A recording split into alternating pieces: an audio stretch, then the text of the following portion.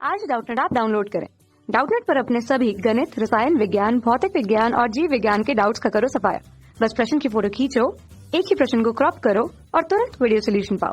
अभी डाउनलोड करें। हेलो दोस्तों, हमारे सामने प्रश्न है। एक सर्कस का तंबू एक बेलनाकार भाग और इसके ऊपर एक लंब वृत्तीय शंकु के रूप में है। तंबू के बेलनाकार भाग का व्यास और ऊंचाई क्रमशः 126 मीटर और 5 मीटर है। तो तंबू की कुल ऊंचाई 21 मीटर हो तो कपड़े का मूल्य 12 रुपए प्रति वर्ग मीटर से तो तंबू का कुल मूल्य ज्ञात कीजिए। तो कपड़े का मूल्य हमें दिया गया 12 रुपए प्रति वर्ग मीटर, मतलब हमें इसका कुल वक्र पृष्ठ निकालना पड़ेगा, जिससे हमें आवश्यक कपड़े का क्षेत्रफल पता चल जाएगा। उससे हम 12 रुपए प्रति वर्ग मीटर का गुणा करके कुल मूल्य ज्ञात कर लेंगे। तो यहाँ से देखिए प्रश्न कैसे बन रहा है। इसका चित्र इस प्रकार होगा, जहाँ हमें दिया गया है जो बेलनाकार भाग है।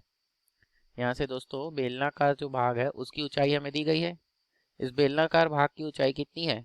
यह है h बराबर, बड़ा h ले लेते हैं, कितना है 5 मीटर। बेलनाकार भाग की ऊंचाई 5 मीटर जो, और हमारा दोस्तों हमें तंबू की कुल ऊंचाई दी गई है यहाँ।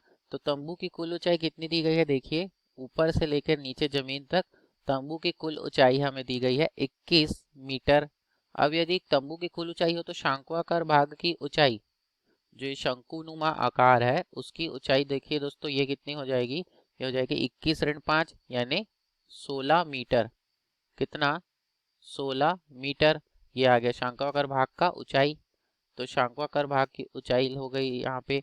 अब हमें क्या पूछा है? हमें दिया गया है कि इसका व्यास, तो बेलनाकार भाग का है जो उसका व्यास दिया गया है 126 मीटर। 126 मीटर। तो इसकी त्रिज्या हो जाएगी, आधार इनकी त्रिज्या कितनी हो जाएगी? तो बेलन की त्रिज्या मतलब बेलनाकार भाग की त्रिज्या और शंकु बेलनाकार भाग के ऊपर है तो दोनों की त्रिज्या बराबर होगी। ये हो जाएगा 63 मीटर। तो अब यहाँ से तंबू में तंबू के बेलनाकार तंबू के बेलनाकार भाग का व्यास, बेलनाकार भाग का व्यास कितना होगा? 126 मीटर। अब यहाँ से बेलनाकार भाग का व्यास 126 मीटर आ गया, तो बेलनाकार भाग की त्रिज्या क्या होगा? व्यास बटा 2, मतलब 126 बटा 2 कितना आएगा दोस्तों? ये आएगा 63 मीटर। तो त्रिज्या आ गई 63 मीटर तथा बेलनाकार भाग की ऊंचाई, तो बेलनाकार भाग की ऊंचाई h, इसको ले लेते हैं दोस्तों बड़ा h, ये है 5 मीटर। अब ये आ गई 5 मीटर। तो हमें क्या दिया गया है? तंबू की कुल ऊंचाई 21 मीटर है। तो चूंकि तंबू की कुल ऊंचाई कितनी है? एक, ये है 21 मीटर। 21 मीटर, इसलिए शंकु शंकु आकार तंबू की ऊंचाई, जो शंकु आकार है तंबू का, उस भाग की ऊंचाई, इसे ले लेते हैं छोटा h बराबर, ये कितना हो जाएगा? 21 ऋण h। बड़ा h का मान कितना है? यह है 5। तो 21 ऋण 5 कितना आ गया दोस्तों? तंबू की ऊंचाई ये आ गया 16 मीटर। शंक्वाकार भाग की ऊंचाई तंबू में कितनी है? 16 मीटर। और चूंकि यह बेलन पर ही स्थित है शंकु का आधार, इसलिए शंकु का व्यास, तो शंकु की त्रिज्या, क्योंकि व्यास भी बराबर होगा तो शंकु की त्रिज्या बराबर बेलन की त्रिज्या। बेलन की त्रिज्या कितना आ जाएगा दोस्तों? ये आ जाएगा दोनों आर के बराबर 63 मीटर। तो यहाँ से अब शंकु का भी मिल गया। तो हमें क्या ज्ञात करना है? कुल वक्र पृष्ठ, ताकि वक्र पृष्ठ हम इससे आवश्यक कपड़े का क्षेत्रफल निकालें। तो तंबू का कुल वक्र पृष्ठ, तंबू का कुल वक्र पृष्ठ, तंबू का कुल वक्र पृष्ठ क्या हो जाएगा दोस्तों? ये हो जाएगा बेलनाकार भाग का वक्र पृष्ठ, बेलनाकार भाग का वक्र पृष्ठ, बेलनाकार भाग का वक्र पृष्ठ धन शंक्वाकार भाग का वक्र पृष्ठ।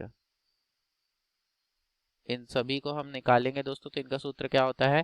बेलनाकार भाग का 2 पाई r गुणा h, 2 पाई r गुणा h धन ये हो जाएगा शंक्वाकार भाग का पाई r l। दोस्तों यहाँ से l यानी क्या हो जाएगा, तिर्यक ऊंचाई हमें निकालना पड़ेगा। तो तिर्यक ऊंचाई निकाल लेते हैं। बेलन शंकु की तिर्यक ऊंचाई l बराबर करनी के अंदर h का वर्ग धन r का वर्ग। तो h का मान कितना है हमारा, h का मान है दोस्तों यहाँ से 16 का वर्ग धन r का मान है 63, ये हो जाएगा 63 का वर्ग।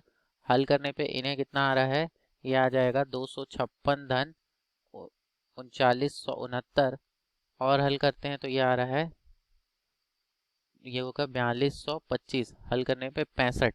तो इनकी ऊंचाई कितनी आ गई, तिर्यक ऊंचाई l बराबर 65 मीटर। तो इनका मान रख देते हैं हम और हल करते हैं। तो यहाँ से 2 पाई आर एच यानी 2 गुणा 22/7, r का मान है 63 गुणा h का मान कितना है हमारे पास, बेलन की ऊंचाई 5, ये उसके बाद 22/7 गुणा यहाँ l का मान हमने निकाल लिया है, r का मान इसका भी 63 है गुणा l 65। तो यहाँ से देखिए 7 एकम 7, 7 निया 63, तो यहाँ भी 7 एकम 7, 7 निया 63। तो दोस्तों अब इन्हें हल करने पे कितना आ रहा है, ये आ जाएगा 5 दूनी 10 गुणा 9 से 90, तो 22 गुणा 90 धन यहाँ कितना आ रहा है, इन्हें 22 गुणा 9, 22 गुणा 9 यानी कितना हो जाएगा दोस्तों, ये हो जाएगा 198 गुणा 65।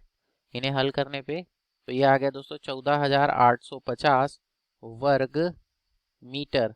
ये आ गया हमारे तंबू के क्षेत्रफल। तो तंबू के लिए आवश्यक कपड़े का क्षेत्रफल कितना है, 14,850 वर्ग मीटर। अब चूंकि एक वर्ग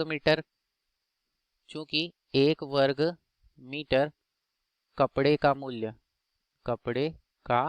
मूल्य तंबू के लिए आवश्यक 1 वर्ग मीटर का मूल्य कितना है, 12 रुपए।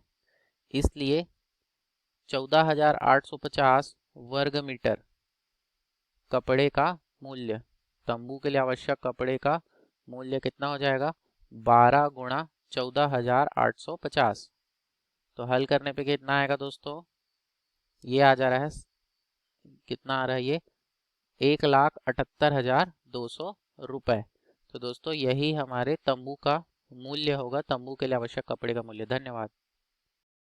कक्षा 6 से 12वीं से लेकर नीट, IIT, JEE वो एडवांस के लेवल तक 1 करोड़ से ज्यादा छात्रों का भरोसा। आज ही डाउनलोड करें डाउटनेट ऐप या व्हाट्सएप करें अपने सारे डाउट्स 8400 400 400 पर।